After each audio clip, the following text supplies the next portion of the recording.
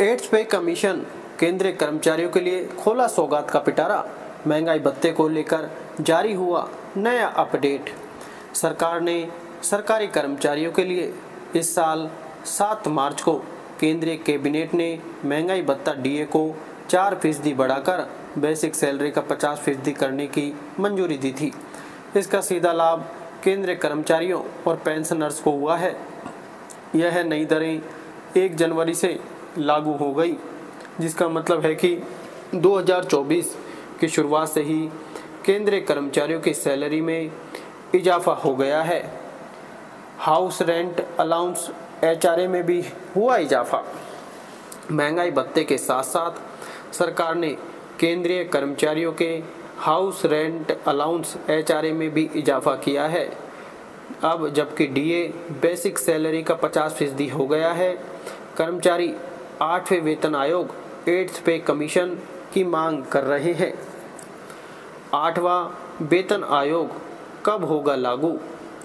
Media reports के अनुसार जनवरी 2026 से 8वां वेतन आयोग लागू हो सकता है। हालांकि अभी तक इस बारे में कोई आधिकारिक जानकारी सरकार या किसी अधिकारी द्वारा नहीं दी गई है। यह केवल एक अनुमान है, लेकिन अगर 8वां वेतन आयोग लागू होता है तो कर्मचारियों की बेसिक सैलरी में 3% की बढ़ोतरी हो सकती है। 7वां वेतन आयोग कब आया था? साल 2014 में 7वें वेतन आयोग का गठन हुआ था। 7वें वेतन आयोग के गठन के बाद से सरकार ने अभी तक कर्मचारियों के वेतन में 23% तक की बढ़ोतरी की है। सामान्यतः हर 10 साल में एक केंद्रीय वेतन आयोग का गठन होता है, लेकिन यह कोई अनिवार्य कानून नहीं है। सरकार कर्मचारियों और पेंशनर्स के वेतन भत्ते और अन्य सुविधाओं की जांच के बाद ही वेतन आयोग का गठन करती है। पहला वेतन आयोग का गठन वर्ष 1946 में हुआ था। उसके बाद से विभिन्न वेतन आयोगों ने कर्मचारियों और पेंशनर्स के वेतन में बढ़ोतरी और सुधार के लिए महत्वपूर्ण कदम उठाए हैं। कैसे कैलकुलेट होता है डीए?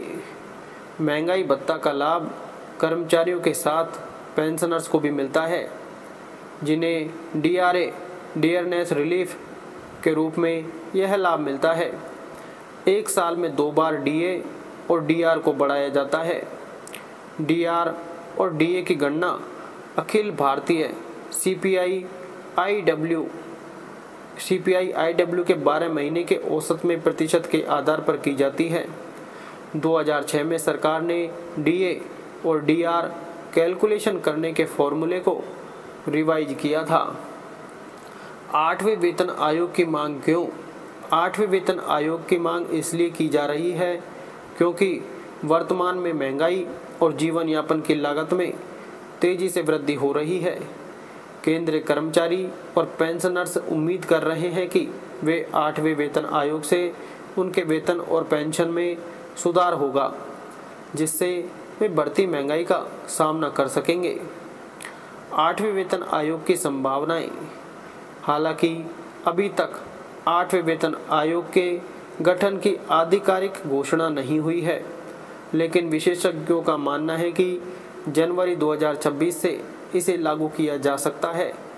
यह केंद्रीय कर्मचारियों और पेंशनर्स के लिए एक बड़ी राहत हो सकती है, क्योंकि इससे उनकी बेसिक सैलरी में 3% की बढ़ोतरी होने की संभावना है। क्या बदलाव हो सकते हैं? अगर किसी कर्मचारी की बेसिक सैलरी 18,000 रुपये थी तो वह करीब 8,000 बढ़कर 26,000 रुपये तक हो जाएगी।